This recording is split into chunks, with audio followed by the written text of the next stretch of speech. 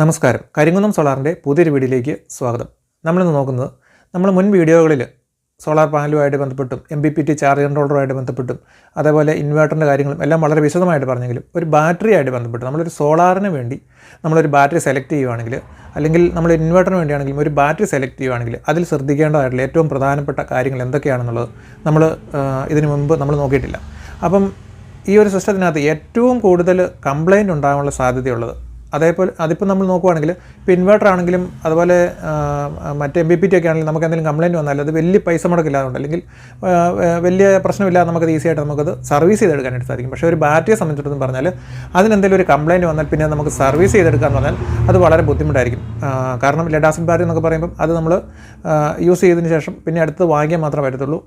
അങ്ങനെയാണ് അതിൻ്റെ എല്ലാം നിർമ്മാണം ഇപ്പോൾ വന്നുകൊണ്ടിരിക്കുന്നത്. അപ്പോൾ പഴയ കാലത്തുള്ള ബാറ്ററികളൊക്കെ ആണെങ്കിൽ നമുക്ക് സർവീസ് ചെയ്യാമായിരുന്നു. പക്ഷേ ഇപ്പോഴത്തെ ഈ പുതിയ സീൽഡ് ബാറ്ററികളൊന്നും നമുക്ക് സർവീസബിൾ അല്ലാത്തതുകൊണ്ട് തന്നെ ബാറ്ററി എടുക്കുമ്പോൾ നമ്മൾ നന്നായിട്ട് ശ്രദ്ധിക്കണം. മാത്രമല്ല ഇതിനകത്തൊക്കെ ഏറ്റവും കൂടുതൽ റേറ്റ് നോക്കുകയാണെങ്കിൽ ഏറ്റവും കൂടുതൽ പൈസ നമുക്ക് ചിലവാകുന്ന ഈ ബാറ്ററി വാങ്ങിക്കുമ്പോഴാണ്. ബാക്കി എല്ലാത്തിനും ബാറ്ററി അപേക്ഷിച്ച് നോക്കുമ്പോൾ ആ റേറ്റ് വളരെ കുറവാണ്. അപ്പോൾ അതുകൊണ്ട് തന്നെ ബാറ്ററി വാങ്ങിക്കുമ്പോൾ നമ്മൾ ഏറ്റവും ശ്രദ്ധിക്കേണ്ട ഒരു കാര്യമായതുകൊണ്ട് തന്നെ അതിൻ്റെ ഡീറ്റെയിൽ ആയിട്ടുള്ള കാര്യങ്ങൾ നമുക്ക് കുറച്ചൊന്ന് നോക്കാം. അപ്പോൾ ബാറ്ററി നോക്കുകയാണെങ്കിൽ കുറേ തരത്തിലുള്ള ബാറ്ററികൾ നിങ്ങൾക്ക് വിപണിയിൽ ഇപ്പോൾ കാണുവാനായിട്ട് സാധിക്കും. ഇപ്പം ലിഥിയം അയണുണ്ട്, ലൈഫ് PO4, ജെൽ ബാറ്ററി, അതുപോലെ സീൽഡ് ബാറ്ററികൾ, VRLA, ഓട്ടോമോട്ടീവ്, ട്യൂബുലർ, ഇങ്ങനെ കപ്പാസിറ്റർ ബാറ്ററികൾ, ഇങ്ങനെ ഒരുപാട് ടൈപ്പുള്ള ബാറ്ററികൾ നിങ്ങൾക്ക് വിപണിയിൽ കാണാനായിട്ട് സാധിക്കും. അപ്പോൾ നമുക്ക് അതിൻ്റെ ഡീറ്റെയിൽഡ് ആയിട്ടുള്ള കാര്യങ്ങൾ നോക്കുന്നതിന് മുമ്പായിട്ട് ജസ്റ്റ് ഞാൻ കാണിച്ചത് ഇത് കണ്ടോ. ഇതാണ് നമ്മുടെ ലിഥിയം അയൺ ബാറ്ററി എന്ന് പറയുന്നത്. നമ്മുടെ വാഹനങ്ങൾക്കകത്ത് കാറിനകത്ത് ഒക്കെ ഉപയോഗിക്കുന്നത് കണ്ടോ. ഇത്രയും ചെറിയ സെല്ലുകൾ ഉപയോഗിച്ച് ഇതുപോലെ അനവധി സെല്ലുകൾ ഉപയോഗിച്ചാണ് നമ്മുടെ വാഹനങ്ങൾ കാറിനകത്തൊക്കെ ഇപ്പം ടെസ്ലയൊക്കെ ഉപയോഗിക്കുന്നത് പോലുള്ള കൊച്ചു സെല്ലുകൾ കേട്ടോ. ഇതാണ് ലിഥിയം അയൺ ബാറ്ററിയാണത്.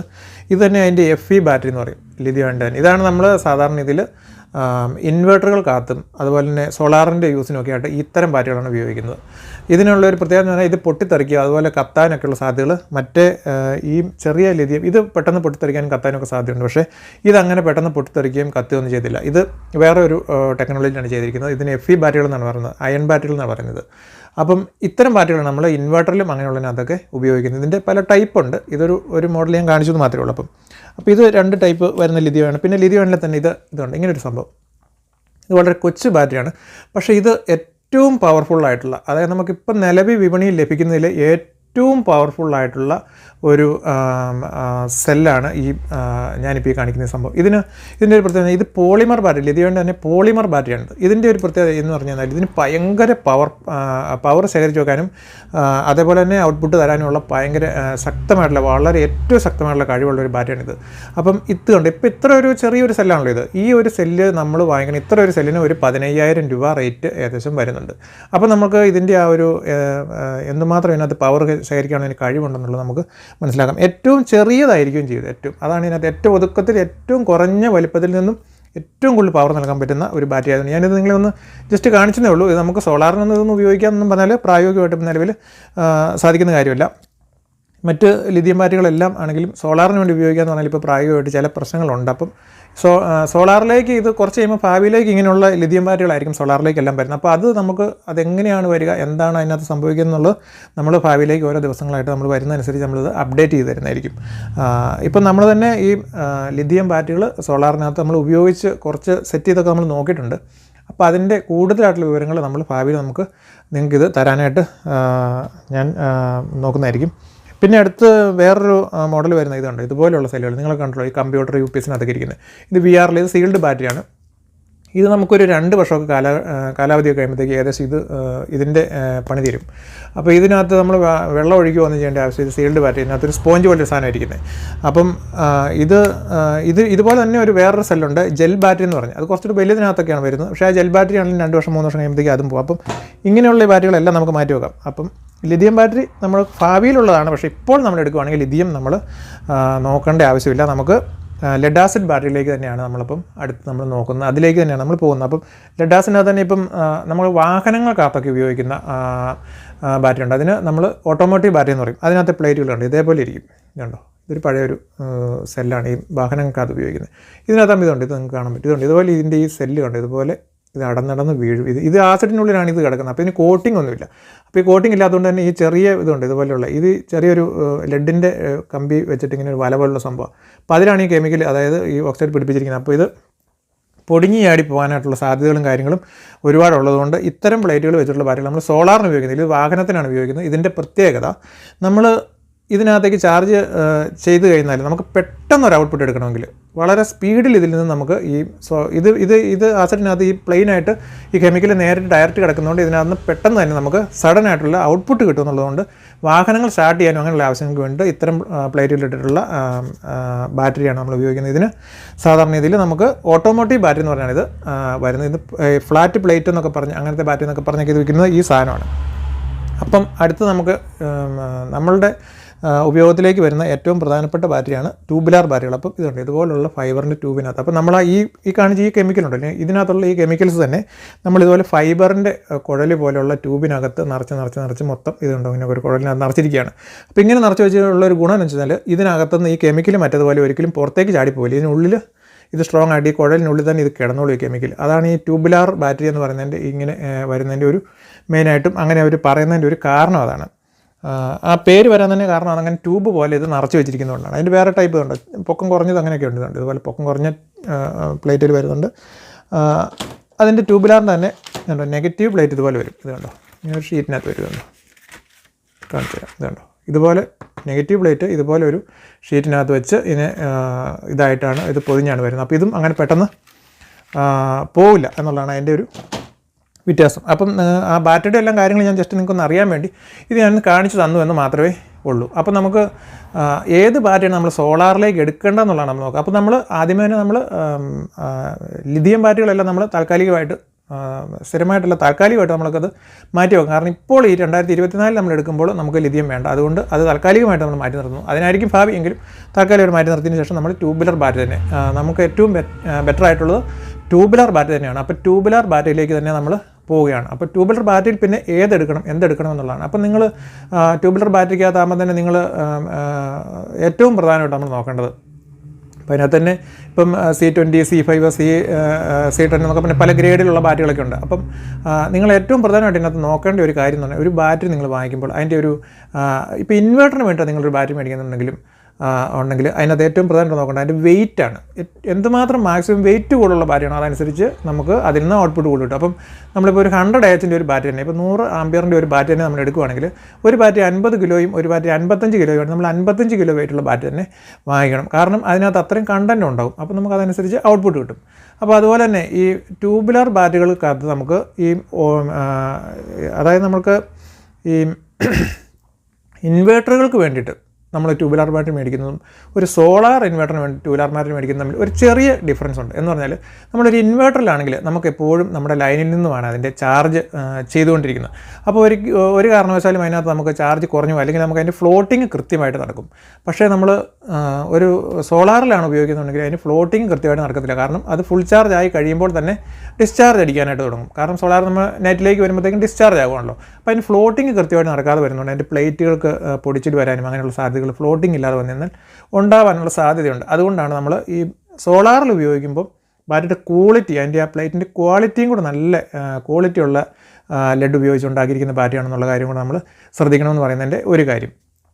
അപ്പോൾ ഇപ്പം നമ്മൾ ഈ വെയിറ്റ് അടിസ്ഥാനത്തിൽ നമ്മൾ നോക്കി നമ്മൾ ബാറ്ററി എടുക്കുകയാണെങ്കിൽ നമുക്ക് ഇൻവേർട്ടറിന് വേണ്ടിയിട്ട് ഉപയോഗിക്കാൻ ഒരു കുഴപ്പമില്ല. മാക്സിമം വെയിറ്റുള്ള ബാറ്ററി എടുത്താൽ മതി. ബാക്കി ക്വാളിറ്റി അത്ര നല്ല അല്ലെങ്കിൽ തന്നെയും നമുക്കത് വളരെ ഈസി ആയിട്ട് തന്നെ നമുക്ക് ഉപയോഗിക്കാൻ വേണ്ടി പറ്റും. അപ്പം ഈ ഇൻവേർട്ടറിന് ഫ്ലോട്ടിങ് എന്നൊക്കെ നമ്മൾ പറഞ്ഞു കഴിയുമ്പോഴത്തേക്കും നിങ്ങൾക്ക് അതിനകത്തൊരു ചെറിയ സംശയം വരും. എന്താണ് ഈ ഇൻവേർട്ടറിനകത്തെ ഫ്ലോട്ടിങ്, അല്ലെ സോളാറിൽ ഫ്ലോട്ടിങ് നടക്കില്ല എന്നൊക്കെ പറയുമ്പോൾ എന്താണ് സംഭവം എന്ന് പലരും ചോദിക്കാറുണ്ട്. അതുപോലെ തന്നെ പലരും എന്നോട് ഈ കഴിഞ്ഞ വീഡിയോയിലൊക്കെ എന്നോട് ചോദിച്ചു MPPT എന്ന് പറഞ്ഞാൽ എന്താണ്, അത് ഞങ്ങൾക്ക് പിടികിട്ടുന്നില്ല, മനസ്സിലാകുന്നില്ല എന്നൊക്കെ. അപ്പം ജസ്റ്റ് ഞാൻ ഈ ഫ്ലോട്ടിങ് എന്താണെന്നുള്ളത് ഞാൻ പറയാം.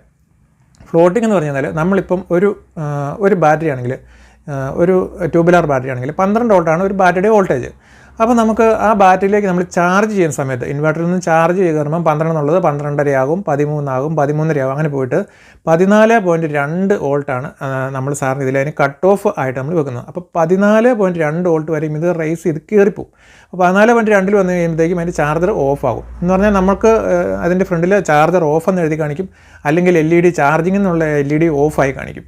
അപ്പോൾ നമുക്ക് അത് ഫുൾ ചാർജ് ആയി എന്ന് നമ്മൾ വിചാരിക്കും. പക്ഷേ ഫുൾ ചാർജ് ആയിട്ടുണ്ടാവില്ല. അങ്ങനെ അത് ഓഫ് ആകുമ്പോഴും ഒരു 90% ചാർജ് ആ ബാറ്ററിക്കകത്തേക്ക് കയറിയിട്ടുണ്ടാവുള്ളൂ. ബാക്കി വരുന്ന ചാർജ് അതായത് 10% വളരെ ചെറിയ കുറേശ്ശെ ആയിട്ട് അതിനകത്തേക്ക് പല തവണയായിട്ട് കുറേശ്ശെ ആയിട്ട് ഇങ്ങനെ ചെറിയ ഒന്നെങ്കിൽ ഇടയ്ക്കിടയ്ക്ക് ഒരു ചെറിയ ആംബിയർ ചാർജിങ് കൊടുത്തുകൊണ്ടിരിക്കും, അതുമല്ല എന്നുണ്ടെങ്കിൽ ഫുൾ ടൈമും ചെറിയൊരു ആംബിയർ കൊടുത്തുകൊണ്ടിരിക്കും. ഇങ്ങനെ 2 രീതിയിലാണ് ഫ്ലോട്ടിംഗ് എന്ന് പറയുന്ന സംഭവം നടക്കുന്നത്.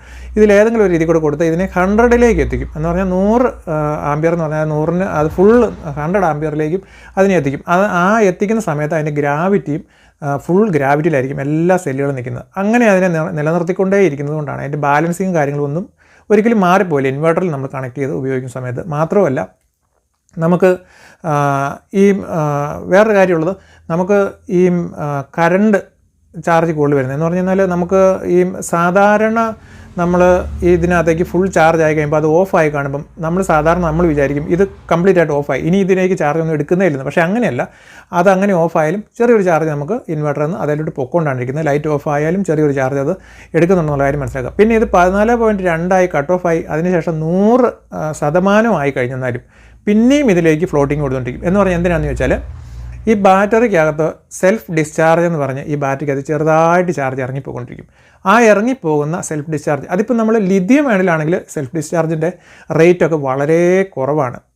അതുപോലെയല്ല ലെഡ് ആസിഡിനകത്ത് അതിൽ കുറച്ചുകൂടെ കൂടുതലായിട്ട് ഓട്ടോമാറ്റിക്കായിട്ട് തന്നെയുള്ള സെൽഫ് ഡിസ്ചാർജ് കൂടുതലായിരിക്കും. അപ്പം അത് ഇറങ്ങിപ്പോകുന്നതിനനുസരിച്ച് അതിനകത്തേക്ക് ചെറുതായിട്ട് പിക്കപ്പ് ചെയ്തിങ്ങനെ കൊടുത്തുകൊണ്ടിരിക്കണം, അല്ലെങ്കിൽ ബാറ്ററി പോകും.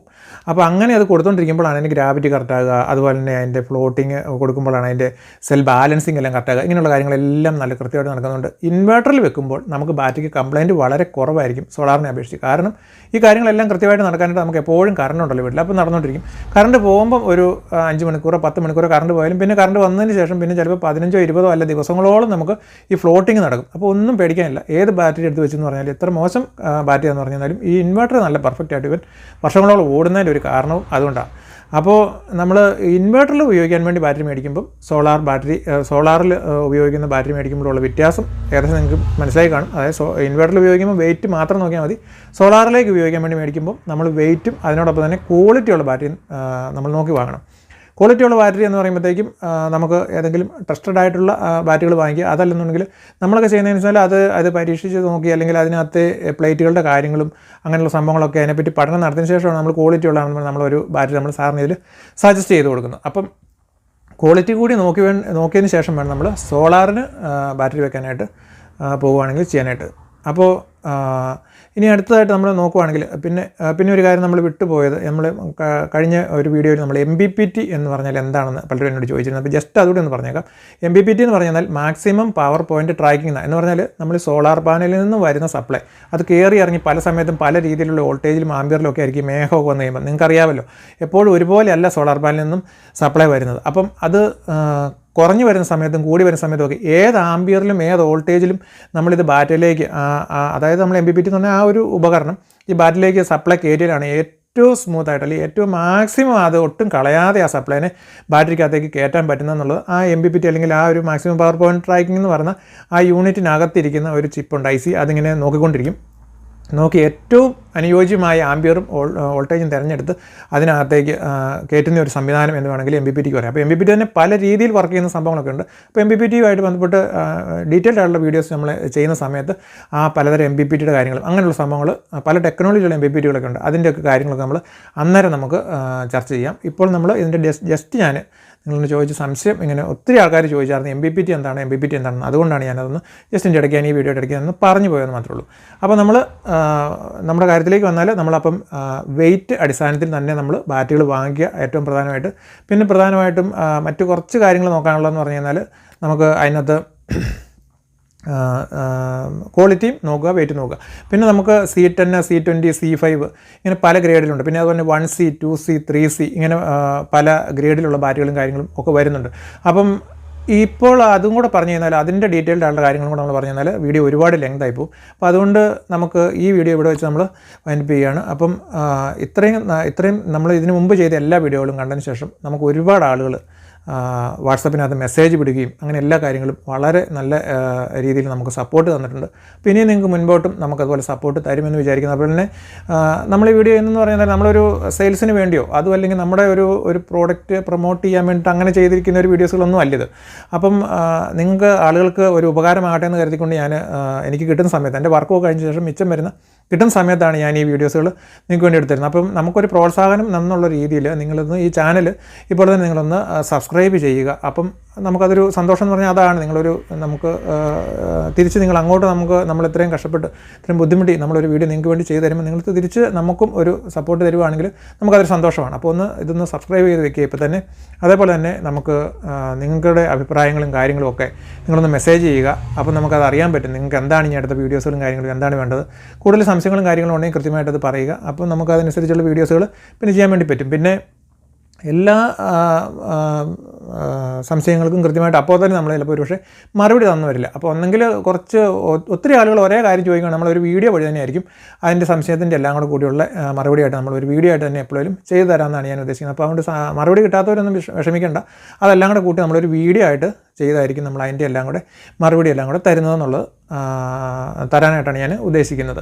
അപ്പം അതേപോലെ തന്നെ നിങ്ങൾ പിന്നെ മാക്സിമം എനിക്ക് വോയിസ് ആയിട്ട് എന്തെങ്കിലും കാര്യങ്ങൾ അറിയണമെന്നുണ്ടെങ്കിൽ വാട്സപ്പിൽ വോയിസ് ആയിട്ട് മാത്രം വേണമെങ്കിൽ വിടുക. മറ്റേ കോൾ ചെയ്യുകയോ അതുപോലെ തന്നെ മെസ്സേജായിട്ട് വിട്ടാലും എനിക്ക് വായിക്കാനൊക്കെ സമയം ചിലപ്പോൾ കിട്ടുന്ന വരത്തില്ല.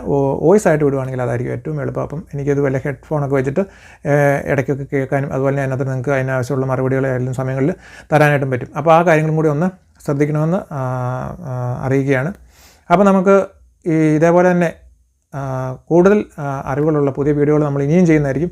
അപ്പോൾ നമ്മൾ അടുത്ത ഇപ്പോൾ ഈ ചെയ്ത വീഡിയോയുടെ രണ്ടാം ഭാഗമായിട്ട് നമ്മൾ C20, C10, C5 അങ്ങനെയുള്ള ബാറ്ററികളുമായിട്ട് ബന്ധപ്പെട്ടുള്ള ഒരു വീഡിയോ നമ്മൾ ഉടനെ തന്നെ നമ്മൾ അപ്ലോഡ് ചെയ്യുന്നതായിരിക്കും. അപ്പോൾ അതും കൂടി കിട്ടുന്നതിന് വേണ്ടി ഇപ്പോൾ തന്നെ ചാനലൊന്ന് സബ്സ്ക്രൈബ് ചെയ്ത് നിൽക്കുക. അപ്പോൾ നമുക്ക് അടുത്ത മറ്റൊരു വീഡിയോയിൽ നമുക്ക് വീണ്ടും കാണാം.